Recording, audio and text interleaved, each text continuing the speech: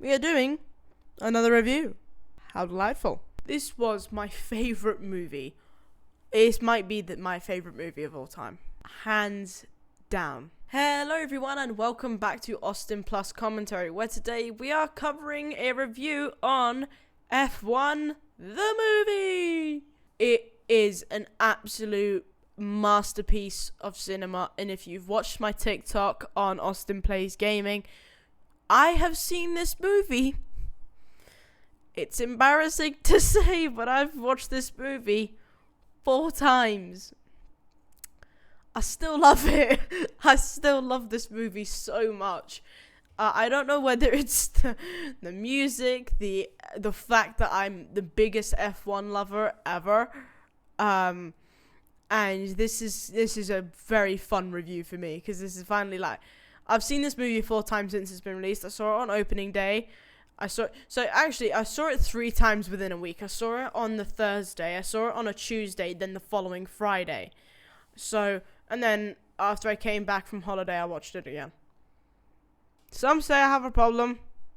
I say I've got taste.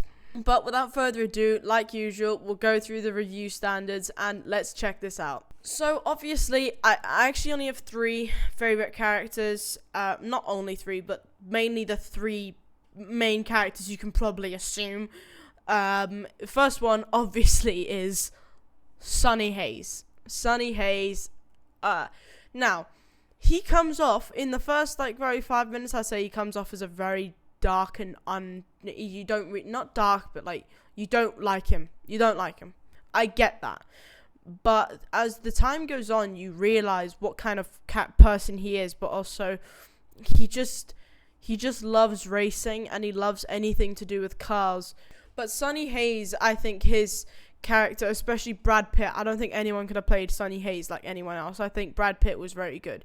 The first introducing scene is obviously his crash. You learn about his history, and people called him, he was very close to winning everything, but he didn't. He lost all of it. So I think that obviously fueled him as a character, but it also gave him a sense of purpose. And yes, he was the main character, and everyone really didn't care about his character because obviously it's Brad Pitt.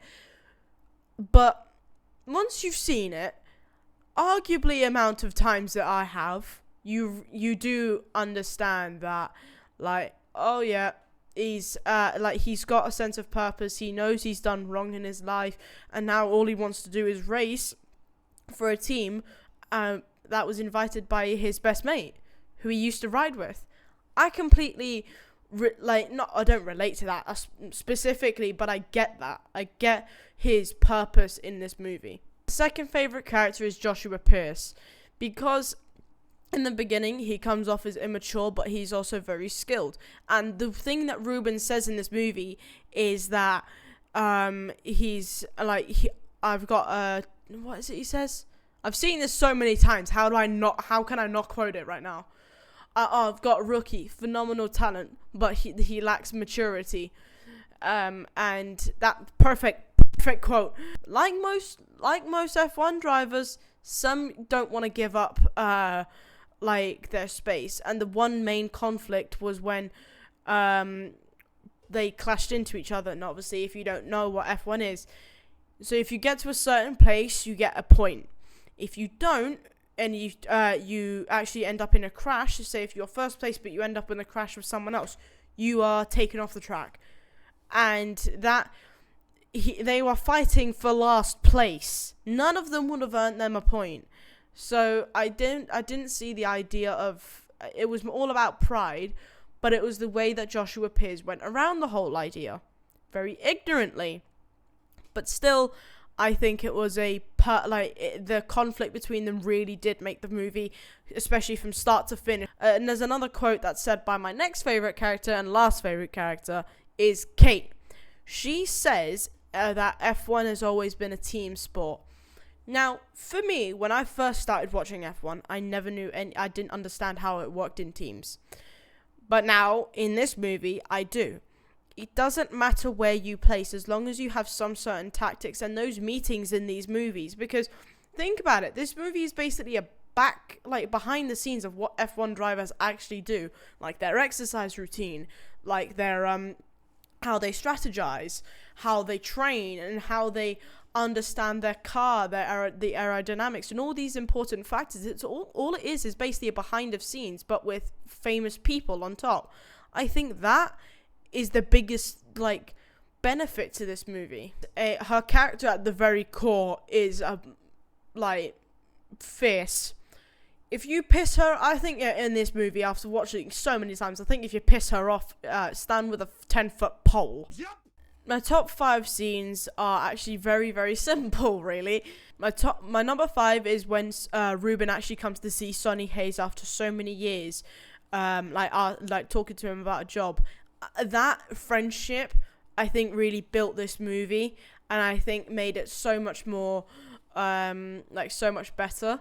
And it was so, like, you could tell they were mates. Honestly, when he came through, I had no idea that they were like a team. But it was, even in the trailers, you didn't know that. And it was, Sonny comes off as a person that is very cocky, but also don't approach him. But then then you realize it's a joke. So that is a kind of difference. But then the scene goes on, and then you see that they are friends, they are long-term friends, and then they show like the magazine with them looking older.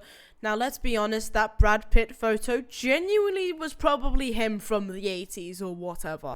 Number 4 was, now it's not the scene before, it's actually this very balcony scene. And it's, what I really like about it is because you see the real Sonny Hayes. In this whole movie, it was him putting on a big thing, a big chest, like, oh, I'm better than everyone, but he also is a very protective person. There is never anything about him being sensitive. It's like, oh, I'm the big guy. But it's because he's actually come to his emotions, and he's now with Kate.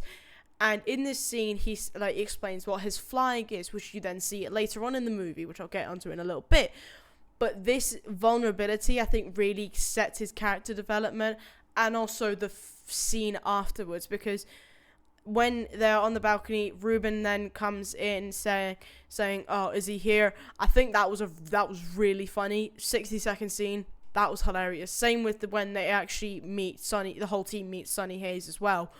But in this scene, he realizes what he's lost, why he puts on like a big face, but he is secretly vulnerable, and that's what she has been trying to get towards this whole time. But I like the fact that this leads into the Las Vegas race. The next scene is the accident scene, because it was this very race that they actually started to work together. They knew what they were doing, and it was perfect. Is the word serenity? Yeah, I'm gonna go with that. Don't know what I think that's the right word. It was perfect serenity, and it was in perfect sync. They knew what they were doing, and Sonny's tactics, while on the grey area, they were still doing the right thing. And I like how it's Sonny Hayes. After the accident, his mother Joshua's mum takes him aside, saying, "You're a dangerous man." But he tries to say that, like, oh, it wasn't actually his fault. It wasn't. And, but as soon as she just keeps on yelling, and he just goes, "Okay, fine." And he doesn't do anything. He's developing his emotions, and he's actually learning how to cooperate as a team. However, when Joshua comes back, that all goes, well, pear-shaped. Now, I put this on the top 2 because yes, I've technically already explained it, but I'll quickly recap. The reason I like this scene is it, again, shows his emotions, but in a very angry way. You don't see that. But in the Las Vegas race, you actually see he tries to, like, block everything out, and he drives angry, as Ruben says, and he wears out his tires, and accidentally clips another driver, and then goes flying. That scene in a cinema, so when I first watched this, it's in a relatively new cinema, it's definitely not developed. However, I watched this 3 other times in a different cinema that has been there for years, and they're very good quality. And holy crap, when that accident happens, both of these accidents, you can hear it, and my ears, I have very sensitive ears. Now, the last scene I would like to talk about, my favourite scene, and it might be because of a couple of reasons, but I love the final scene. Obviously, when they win, it's always good to see when they win, but the scene in which is filmed 20 minutes away from where I live, and also I got to see some of it. I had no idea this movie was being done, and I will share a picture with you. I got to see that in the pit lane walk alongside that. I had no idea, I don't know if that can make out on camera, but that was the most, like, surreal, especially now having that photo as proof, but I knew nothing about it when it was happening. I knew they were doing an F1 movie with Brad Pitt. I knew nothing about it. But this scene was very near and dear to my heart, and also they filmed there 3 times separately. Again, I mean, to be fair, it depends on flight, but logically, wouldn't you film everything at the same time? It might be because they needed other drivers to do it as well, because I do know they did some of the filming during qualifying. Now, down to the box office. This movie made $470 million at box office. I honestly thought it would have made more, but I guess not. It made $57 million on opening weekend, which is 37% of the total gross of this film. This movie has only been out for a month, and the average income is $3,700 per week in every cinema. Its production budget was $250 million, which is incredible for what this movie is. I honestly thought they would have used a lot more, but I guess that, again, same with How to Train Your Dragon. I thought they would have used a lot more, and $250 million, that's $250 million, but you see the production value for this. It's amazing. And this movie has actually had the most success in 3 countries, Australia, Austria, and Brazil. Now, the highlight of this whole, thing, the highlight of this whole film for me was the soundtrack. It's just so good, and I'll tell you why. Album has made 160 million streams since it's been released, and that is not accounting for the songs that were released prior to the movie. This has been since the movie has been released. I will say this now, 1 million of that might have actually been me. I've played these songs multiple times a day, all of them I think actually. All of the movie's original score was done by Hans Zimmer, person I've seen in live, and if he plays the F1 theme if he comes over again and he plays the F1 theme, officially, favourite.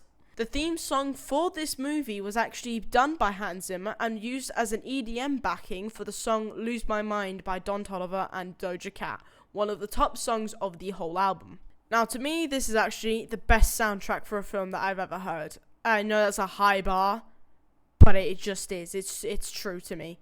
I think this is the best soundtrack for this for a film of this capacity ever.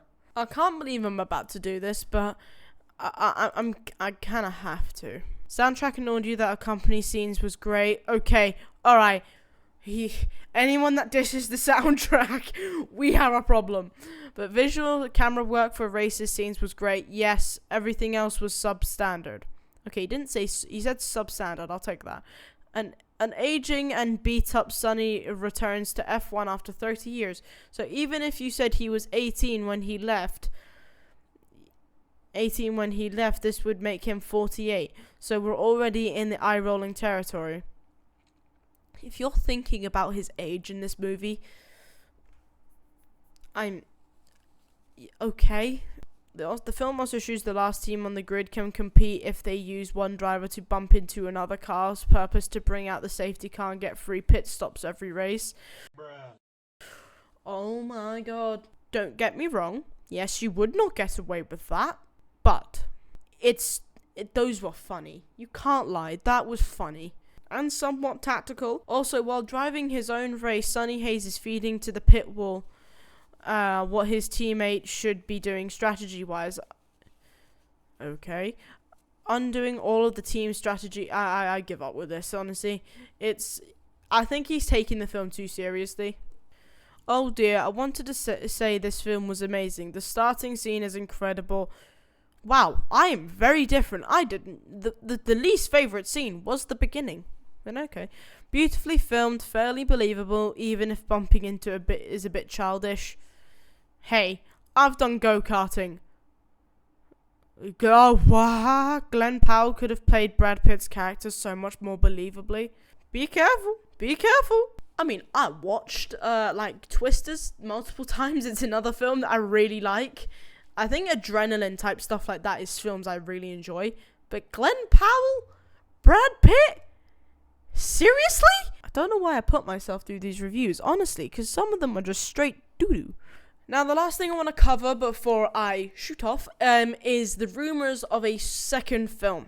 Please no. Same with Top Gun 3. You don't need it.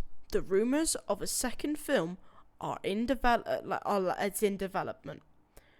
I'm scared to look at I'm scared to look at some sort of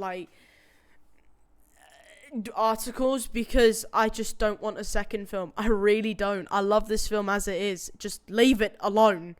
But everyone, that is the end of today's video. I do hope you all enjoyed it, and if you did, please leave a like and subscribe, and comment what else you'd like to see on the channel. And without further ado, I hope you all have an amazing day as always, and I'll see you all in the next one. Bye! Yeah.